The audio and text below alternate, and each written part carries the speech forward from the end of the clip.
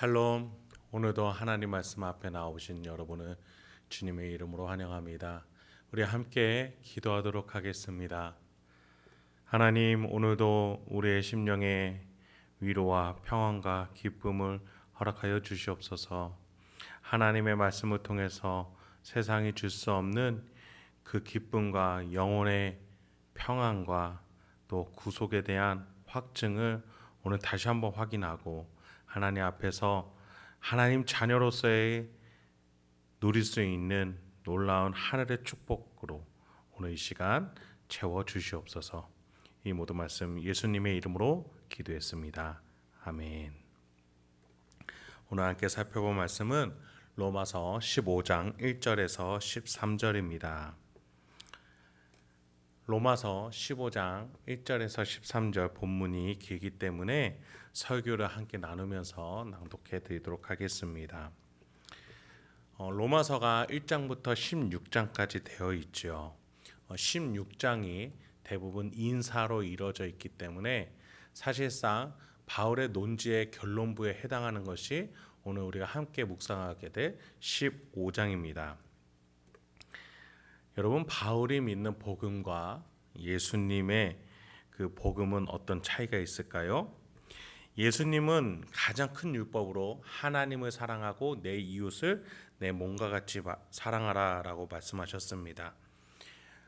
그 가장 큰 계명을 이루기 위해서 예수님은 율법의 완성이 되는 삶, 그 십자가의 그 사명을 이루어내셨습니다.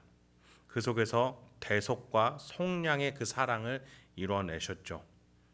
그 바울은 이 복음을 어떻게 이어가고 있습니까? 1절부터 4절입니다. 믿음이 강한 우리는 마땅히 믿음이 약한 자의 약점을 담당하고 자기를 기쁘게 하지 아니할 것이라. 우리 각 사람이 이웃을 기쁘게 하되 선을 이루고 덕을 세우도록 할지니라. 그리스도께서도 자기를 기쁘게 하지 아니하셨나니 기록된 바 주를 비방하는 자들의 비방이 내게 미쳤나이다 함과 같으니라. 무엇이든지 전에 기록된 바는 우리의 교훈을 위하여 기록된 것이니 우리로 하여금 인내로 또는 성경의 위로로 소망을 가지게 함이니라. 바울은 1, 2절에서 왜 우리가 이웃을 어떻게 사랑해야 되고 또 우리가 왜 해야 되는지에 대해서 말해주고 있습니다. 특히 1, 2절은 어떻게 사랑하는지, 약한 자의 약점을 감당하고 이웃을 기쁘게 함으로써 선과 덕이라는 교회의 또 그리스도의 질서를 세울 것을 말해주고 있습니다. 왜 그랬습니까? 3절에 예수 그리스도께서도 자기를 기쁘게 하지 아니하셨습니다. 기록된 바, 즉 구약에서는 예언하기를 주를 비방하는 자들의 비방이 내게 미쳤다. 하나님의 비방이, 하나님을 향한 모욕이, 하나님 때문에 당하는 그 순환 때문에 내가 순환을 당하게 됐다. 의를 위해서 핍박받는 자는 복이 있나니 그들이 위로를 받고 하나님의 복락을 받고 하나님의 자녀로 이끌음 받으면서 하나님의 놀라운 섭리에 함께 참여하게 된다는 것을 우리는 예수님의 팔복의 선언에 대해서 우리는 알고 있습니다. 그리스도께서도 이 말씀을 성취를 하셨다는 겁니다. 하나님의 비방을 예수 그리스도께서 감당해내사 세상과 싸워 이기셔서 속량과 대속을 이뤄내셨다는 것이죠. 하나님을 위해서, 하나님께 순종하기 위해서 말이죠. 우리가 왜 약한 자를 돌봐야겠습니까? 우리가 선해서요? 아니면 그들이 불쌍해서입니까? 아니죠. 하나님이 그들을 사랑하시기 때문입니다. 하나님 때문에 우리가 그들을 사랑하는 겁니다. 하나님 때문에 수고해야 할 것을 수고하는 것이며 하나님 때문에 모욕당해야 될 그 상황에 모욕을 당해야 되는 것입니다. 우리가 전혀 담당하지 않아도 될 것을 하나님 때문에 함으로써 우리는 구약이 예언하고 있고 예수님이 행하셨으며 바울이 선언하고 있는 그 복음을 우리도 함께 짊어지고 갈 수 있게 되는 것이고, 4절과 같이 성경이 이와 같이 한 위로로 소망을 우리도 가질 수 있다라고 바울은 말해주고 있습니다. 바울은 믿음이 약한 자들을 보살핌으로써 자신의 믿음을 자랑하지 않을 것이라고 말합니다. 그렇게 교회의 선과 덕이라는 질서와 문화를 만들어내고자 합니다. 이것은 하나님을 대신해서 모욕을 받음이 복이 되는 예수님의 말씀과 일맥상통합니다. 그리고 그러한 복음의 정신으로서 질서가 잡혀있는 교회 안에서 우리는 하나님의 나라를 맛보게 됩니다. 열매를 가지게 됩니다. 기적이 일어납니다. 누룩과 같이, 겨자씨와 같이 자그마하나 세상이 보기에 보잘것 없는 것들이 온 세상에 영향력을 펼쳐 새가 깃들게 되고 누룩이 온 세상에 퍼지게 되는 그런 천국을 교회를 통해서, 질서 있는 교회를 통해서, 사랑의 복음의 질서가 있는 그 교회를 통해서 맛보는 것이죠. 여러분이 하나님 때문에 했을 때, 하나님 때문에 섬겼을 때 우리는 천국을 맛보게 될 것입니다. 5절과 7절로 이어집니다. 이제 인내와 위로의 하나님이 너희로 그리스도 예수를 본받아 서로 뜻이 같게 하여 주사 한 마음과 한 입으로 하나님 곧 우리 주 예수 그리스도의 아버지께 영광을 돌리게 하려 하노라. 그러므로 그리스도께서 우리를 받아 하나님께 영광을 돌리심과 같이 너희도 서로 받으라. 아멘.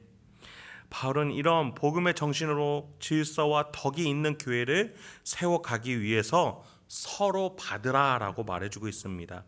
교회의 사랑으로 서로 섬기며 서로의 믿음을 보살피고 서로의 신앙 증진을 위해 배려하는 그 자체가 바로 하나님께서, 삼위일체 하나님께서 서로 섬기시는 모습 아니시겠습니까?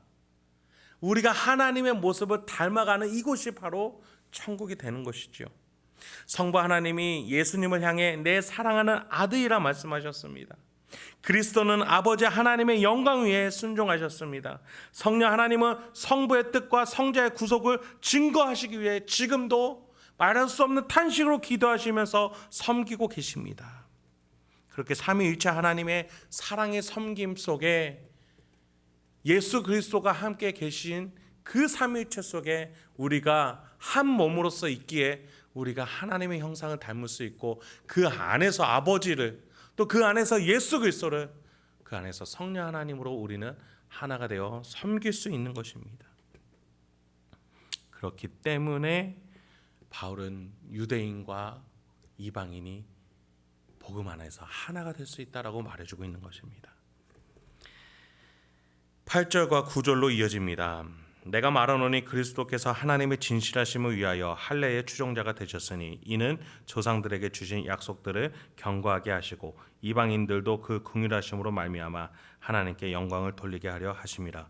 기록된 바 그러므로 내가 열방 중에서 주께 감사하고 주의 이름을 찬송하리로다 함과 같으니라.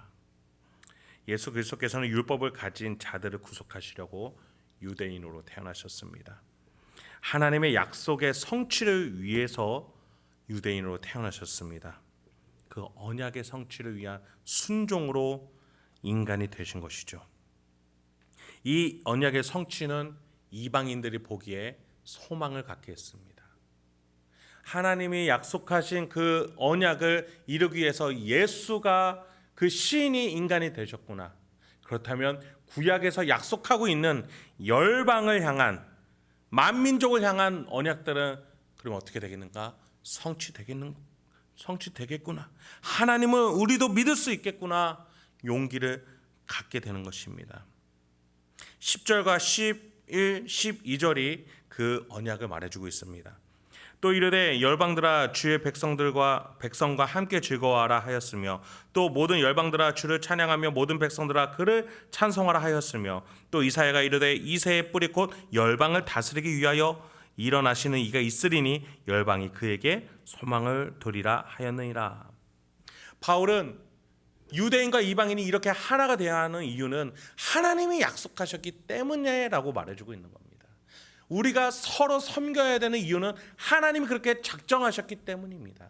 삼위일체 하나님이 그렇게 서로 섬기시면서 유대인과 이방인을 가리지 않고 품고 계시다면 우리가 서로를 향해서 비난하고 믿음으로 재단하고 서로 정죄하는 것이 아니라 하나님 때문에 우리가 그들을 서로 섬길 수 있어야 된다는 것입니다. 섬김의 장벽에 문화의 장벽, 인종의 장벽, 서로의 생각의 장벽은 무너지고 말 것입니다. 왜요? 예수 그리스도의 사랑이 훨씬 크시기 때문이고 그 사랑이 우리 안에 있기 때문입니다. 하나님의 약속과 복음, 그리스도의 성취, 모든 족속을 향한 하나님의 구원의 약속, 이 거룩하고 위대하고 인간으로서는 생각할 수 없지만 하나님이 이루신 이 은혜의 다양한 모습들은 우리가 믿음의 소망이 생기게끔 합니다. 기쁨과 평강을 기대하게 합니다. 세상이 줄 수 없는 충만함을 누리게 됩니다. 그런 위대한 하나님께서 내 안에 계시니 우리가 그 능력으로, 그 힘으로 타인을 사랑할 수 있게 되는 것입니다. 여러분, 사랑할 수 없는 애가 사랑하게 된다는 것 그 자체가 가장 복된 소식 아니겠습니까?